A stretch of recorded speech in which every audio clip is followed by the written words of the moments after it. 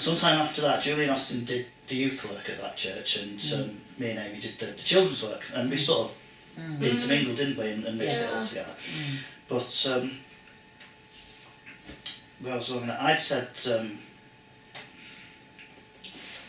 before that, I'd said to Austin, I'd been round, these two were the church thing.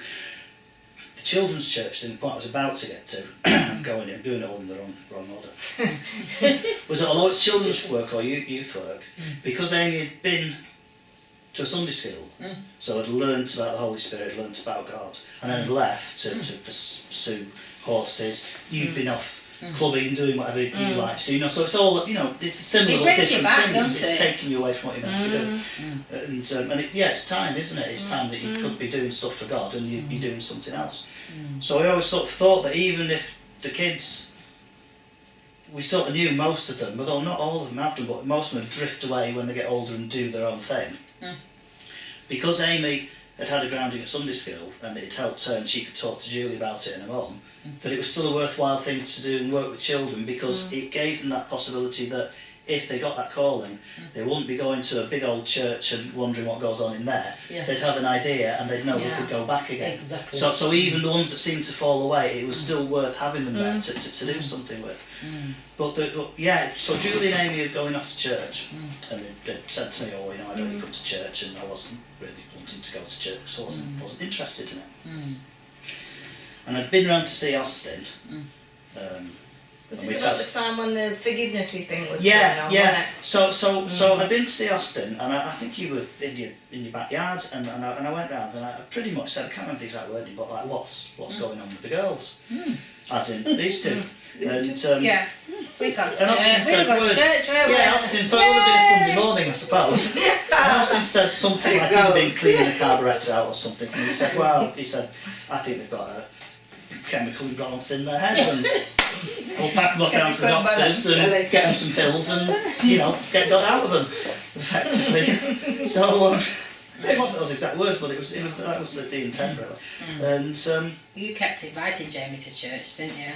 Yeah, well, I had been to church. My parents had taken me to church when I was quite a lot younger, and I just used to pass out, and I don't know whether that's because I used to pass out or whether it was a ploy to get me to take, because if you're a kid and you pass out once and you get taken home, every time you go to church you pass out because you'll get taken home again. So fancy passing out at church when he was younger. So they were going off to church, and then various stuff happened as I think Austin started exploring his faith, or lack of it, and I think Austin he set off probably with an agenda to try and disprove it. So I think, if I remember right, Austin might tell you differently, but my memory of it is that Austin's dealings with church or church-related things would see if he could prove them all wrong and get Julie away from it. Like there was the Alpha Course thing, but it was sort of more a case of go on that and show them that they're all wrong kind of thing. And but then a thing happened. There was loads of bits and bobs like that, and you've probably got Julie and Austin telling you all of this. And you'll have this bit of the story too, I'd imagine. But one day Austin was riding home from work, and I believe he overtook some cars, and a van driver got annoyed and ran his car into him, knocked him off his push bike. And I think did he punch you? I think he punched you, didn't he? He punched him. And I think we got a call to pick Austin up from just a while ago now from hospital. I think we came in, if I'm remembering it right. But shortly after that, Austin said, I'm going to. And I can't remember how far along he was with his relationship with God, and I don't know whether he did it as an exercise or whether he was convicted to do this. But Austin said to me, I'm going to forgive the guy, and I'm going to have a word with him, and have a chat with him, see if I can help him in any way, and all this weird stuff. And I remember sitting, this house was different to how it is now, and I was sitting when you say he's going to forgive the guy, did it make sense to you? No, it's ridiculous. It was really actually really, I sound like James now, hard, I sound like James, so it's ridiculous. So that's a friend of ours. Another chemical imbalance, maybe. So I was sat through there, and I was getting internal dialogue in my head, and I was going through. Cause I think things through, like you said before, that you like to see and hear. And when I'm thinking stuff, I hear my voice. I think it word for word through most of the time.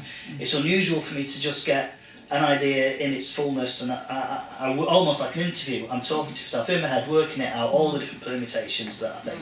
It's usually something completely different that actually takes place. But so I thought, right, no, that's it. He can't forgive this guy. He's got to be punished for what he did. What if he did it to me or a friend of mine? Or someone else, he needs to know what he's done's wrong. Austin's bike's all wrecked. He needs money. He needs to sue him. He needs money for his bike. You can't just forgive him. It's just ridiculous. So I was just standing up to put my coat on. It's like, right, that's it. I'm going to go around and see him again. Because every now and then I go and see Austin for some reason or another, and it was one of those. I was like, right, I'm going to go around and see him. I'm going to tell him he's being stupid. And to stop this shenanigans.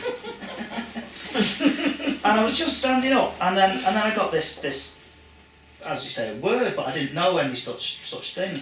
And a vicar friend of ours, Nick Ration, he said he used to call the thing a knowing in your knower, and knower being your head, and a knowing in your knower is when you know something you shouldn't know. Yeah, a word from God. But I didn't know any of that at the time. So this idea formed in my head, and it was sit down. You're not going to go and see Austin. I'm doing a work in him. And I sat down and thought, ooh. But I thought, I've nosed out my thoughts. I'm going round to tell Austin that he's being silly. What's happened? Yeah. But that's the thing, a lot of the time, what I find, half the time he's telling you stuff that's not what you'd normally do, which is one way you sort of know that it's not necessarily you wanting to do it and convincing, oh, God wants me to do this. Sometimes it is, but...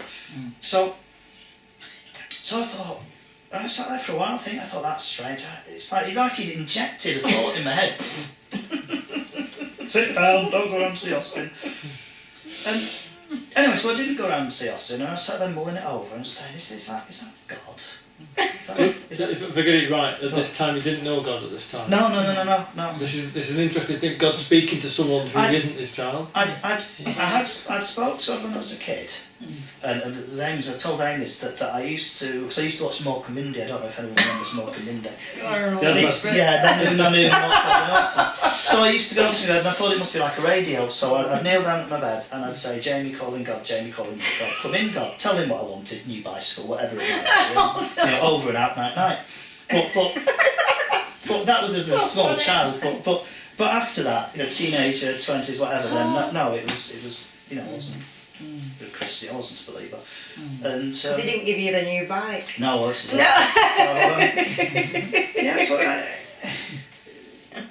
So I thought, is this a God thing? And I must have heard the odd thing that Amy said about Julie and stuff, and I thought, is this thing that's going on, and Austin with his silly forgiveness and, and all this silliness. So I thought, right, well, I'll have to sort it out. So I said, right, I'll go to church with you one day. I don't know if they asked me again, or if I said, right, come on, I'll come along. I thought, let's find out. So I went to church, sat down. It wasn't as scary as I thought it might be. But there was this guy up at the front, and he was just going blah, blah, blah, blah, blah, blah, blah.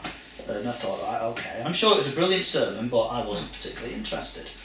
And so at the end of the service, and everybody went for tea and cake and stuff at the back, and I sat there and I thought, I've got better things I can be doing on a Sunday. Yeah, I can be out on my motorbike around.